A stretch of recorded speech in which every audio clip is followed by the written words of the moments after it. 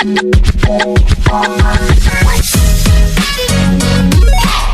Everyone, welcome back to my YouTube channel. मेरा नाम है अंकिता शर्मा और मैं आ गई हूँ एक और नए वीडियो के साथ।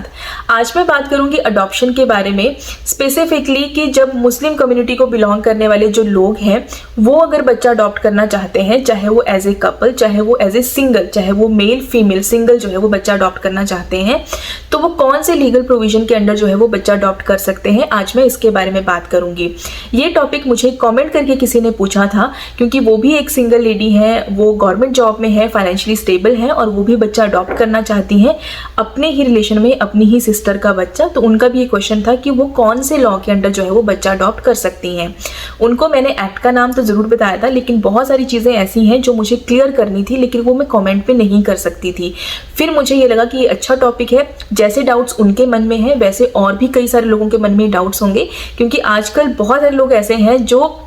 सिंगल रह के और जो फाइनेंशियली स्टेबल हैं वो बच्चा अडॉप्ट करना चाहते हैं। तो उनके मन में भी ये डाउट्स होंगे कि अगर वो मुस्लिम रिलीजन को बिलोंग करते हैं तो वो कौन से लीगल प्रोविजन के अंडर जो है वो बच्चा अडॉप्ट कर सकते हैं। तो आज मैं सारे वही डाउट्स अपनी इस वीडियो के थ्रू जो है वो आपके क्लियर करने वाली हूँ। तो चलिए बिना किसी देरी के आज का वीडियो शुरू करती हूँ। सबसे पहले मैं आपको बता दूं कि जो मुस्लिम पर्सनल लॉज हैं उनमें एज सच अडॉप्शन का, कंप्लीट अडॉप्शन का कोई प्रोविजन नहीं है। मतलब कि कंप्लीट अडॉप्शन से मेरा मतलब है कि जब आप किसी बच्चे को अडॉप्ट करते हो तो उस बच्चे का जो उसके बायोलॉजिकल फैमिली है, पेरेंट्स है, वहाँ से रिलेशनशिप खत्म हो जाता है। सारे लीगल राइट्स, रिस्पॉन्सिबिलिटीज जो भी बच्चे के मतलब बनते हैं, उसके बाय बर्थ बनते हैं, वो सारी चीज़ें उसकी बायोलॉजिकल फैमिली से खत्म हो जाती हैं और वहीं पर उसका नया रिलेशनशिप इस्टेब्लिश हो जाता है। उसके लीगल राइट्स, प्रॉपर्टी, इनहेरिटेंस के राइट्स वो ऑटोमेटिकली जो है वो इस्टेब्लिश हो जाते हैं उस नई फैमिली में जहां उसको उसके पेरेंट्स ने अडॉप्ट किया है। लेकिन ये जो कंप्लीट अडॉप्शन वाला कॉन्सेप्ट है ये मुस्लिम पर्सनल लॉज में नहीं बताया गया है। वहां पे आपको एक ऑल्टरनेटिव मेथड मिलेगा जो कि काइंड ऑफ स्पॉन्सरशिप है, जिसको आप काफिला बोल सकते हो, कि किसी बच्चे की आप रिस्पॉन्सिबिलिटी उठा रहे हो, उसकी फाइनेंशियल नीड्स को आप पूरा कर रहे हो। भले ही आप उस बच्चे को अपने पास रखो, उसको आपने अडॉप्ट किया है, उसकी सारी चीजें आप पूरी कर रहे हो, पाल रहे हो, पोस रहे हो, उसकी सारी पढ़ाई का खर्चा, एवरीथिंग आप पूरा कर रहे हो, एक पेरेंट्स की तरह ही आप कर रहे हो, लेकिन फिर भी वो बच्चा जिसका है वो उसी का ही रहेगा, वो बच्चा आपका नहीं बनता।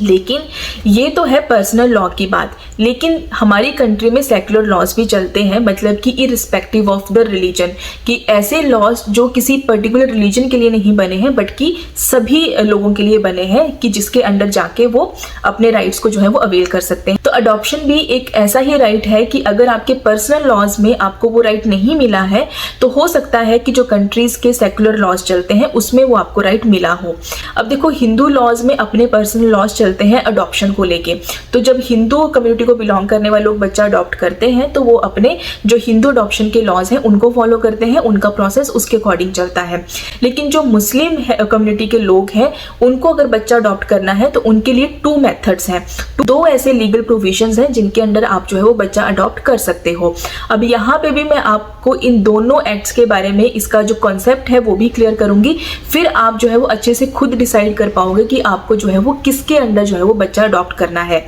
जो फर्स्ट एक्ट है वो है गार्डियंस एंड वार्ड्स एक्ट 1890 और जो दूसरा है वो है juvenile justice care and protection of children act 2015। अब मैं यहाँ पे आपको ये चीज क्लियर कर दूं कि ये जो गार्डियंस एंड वार्ड्स एक्ट वाली बात है ये भी वैसा ही है कि आप बच्चा अडॉप्ट तो करते हो, लेकिन वहां पे आपका relationship as a guardian and ward का रहता है। मतलब वो चाइल्ड और पेरेंट का रिलेशनशिप नहीं बनता है, वहां पे आप गार्डियन ही रहते हो और 21 का जब बच्चा हो जाएगा उसके बाद आपका जो वो रिलेशनशिप है वो इनवैलिड हो जाएगा, बच्चा उसके बाद जो है वो फ्री हो जाएगा। बोलने का मतलब ये है कि इस एक्ट के अंडर भी ऑटोमेटिकली जैसे प्रॉपर्टी इनहेरिटेंस के राइट्स है या अदर कोई राइट्स है, लीगल राइट्स है बच्चे के, वो ऑटोमेटिकली बच्चे को नहीं जाते। आपका रिलेशनशिप इस तरह से वो कंप्लीटली अडॉप्शन का नहीं बनता, कंप्लीटली वो बच्चा आपका नहीं बनता है एक तरह से। मतलब कि 21 तक आप उसके गार्डियन हो, आप उसका हर एक डिसीजन ले रहे हो, आप जो है वो एज ए पेरेंट उसको डील कर रहे हो, लेकिन 21 के बाद आपका वो रिलेशनशिप जो है वो खत्म हो जाएगा है। फिर वो आपको जो है वो पेरेंट माने या ना माने वो उसकी इच्छा बन जाती है। जो गार्डियंस एंड वार्ड्स एक्ट की बात मैं यहाँ पे कर रही हूँ, यहाँ पे भी इस एक्ट का भी यही पर्पस है कि आप उसके गार्डियन बनोगे, लेकिन जो उसका रिलेशनशिप है उसकी बायोलॉजिकल फैमिली से वो खत्म नहीं होगा। रही बात प्रॉपर्टी की, प्रॉपर्टी आप उसको गिफ्ट जरूर कर सकते हो, लेकिन उसके जैसे बाय बर्थ बनते हैं बायोलॉजिकल फैमिली में बच्चे के जो राइट्स बनते हैं प्रॉपर्टी इनहेरिटेंस के, वो राइट्स उसको ऑटोमेटिकली नहीं मिलते हैं। लेकिन जो juvenile justice care and protection of children act है, उसमें आप कंप्लीट अडॉप्शन कर सकते हो बच्चे की। इस प्रोविजन के अंडर अगर आप बच्चा अडॉप्ट करते हो तो वो बच्चा जो है वो आपका ही कहलाएगा। मतलब कि जिस टाइम से आपने उसको अडॉप्ट किया तब से उसके जो बायोलॉजिकल फैमिली है वहां से रिलेशनशिप खत्म हो जाएगा और आपके साथ उसका रिलेशनशिप जो है वो पेरेंट और चाइल्ड का जो है वो बन जाएगा। तो ये जो राइट है ये सुप्रीम कोर्ट ने अपनी एक बहुत इंपॉर्टेंट जजमेंट में दी थी और ये 2014 की जजमेंट है Shabnam Hashmi versus union of India, जिसमें सुप्रीम कोर्ट ने ये चीज क्लियर करी थी कि जो मुस्लिम है, जो मुस्लिम कम्युनिटी को बिलोंग करने वाले लोग हैं, उनको ये पूरा राइट है कि वो juvenile justice care and protection of children act के अंडर जो है वो बच्चा अडॉप्ट कर सकते हैं इरिस्पेक्टिव ऑफ देयर रिलीजन। मतलब कि यहाँ सिर्फ मुस्लिम की बात नहीं हो रही, यहाँ पे क्रिश्चियन, फारसी और जो अदर रिलीजन को बिलोंग करने वाले लोग हैं, जो नॉन हिंदू हैं बेसिकली, वो लोग जो है वो इस एक्ट के अंडर बच्चा अडॉप्ट कर सकते हैं। इस एक्ट के जो रूल्स एंड रेगुलेशन अथॉरिटी बनाती है उसके अंडर जो है वो बच्चा अडॉप्ट कर सकते हैं। तो ये सुप्रीम कोर्ट ने 2014 में जो है इस्टेब्लिश किया था मुस्लिम कम्युनिटी के लिए भी ये राइट कि वो बच्चा अडॉप्ट कर सकते हैं, कंप्लीट अडॉप्शन वो कर सकते हैं।